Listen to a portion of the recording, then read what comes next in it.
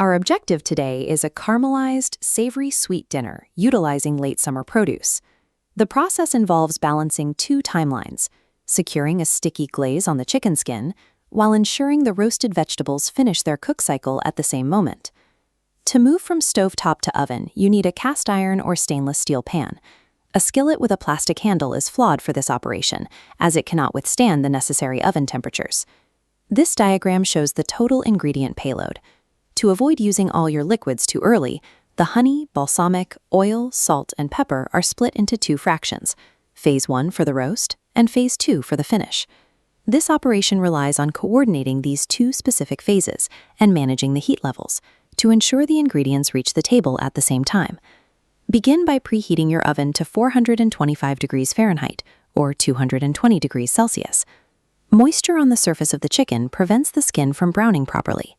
To trigger the Maillard reaction, we must eliminate that surface water. Take 8 bone-in, skin-on chicken thighs and pat them dry with paper towels until the skin is no longer damp. Formulate the primary glaze by whisking the phase 1 ingredients, 2 tablespoons of honey, 2 tablespoons of balsamic vinegar, 3 minced garlic cloves, and 1 teaspoon of smoked paprika. Season the chicken with half a teaspoon of salt and a quarter teaspoon of pepper. Heat your oven-safe skillet over medium-high heat with 2 tablespoons of olive oil. Carefully place the chicken thighs into the hot skillet, skin side down, to begin rendering the fat and crisping the exterior. Wait for the skin to achieve this deeply golden color profile before moving to the next step. This stovetop phase establishes the crispy texture before the chicken is moved into the ambient heat of the oven. Flip the chicken thighs over and brush the primary glaze over the seared skin. Move the skillet from the stovetop directly into the preheated oven. Because the metal skillet is now in the oven, the handle is a burn hazard. Keep an oven mitt nearby so you don't grab the handle with your bare hand later.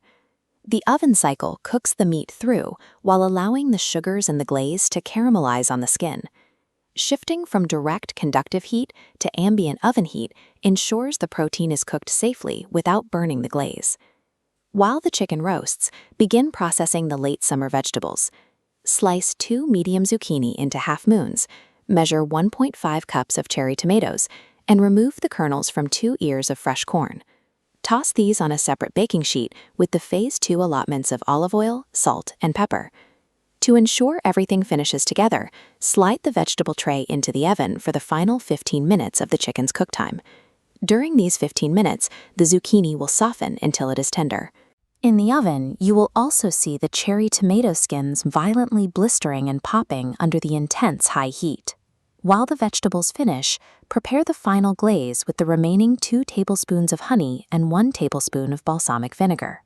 Aligning these timelines ensures the side dish and the main protein are ready to serve at the same temperature. Remove both the skillet and the baking sheet from the oven. Drizzle the fresh glaze over the hot chicken.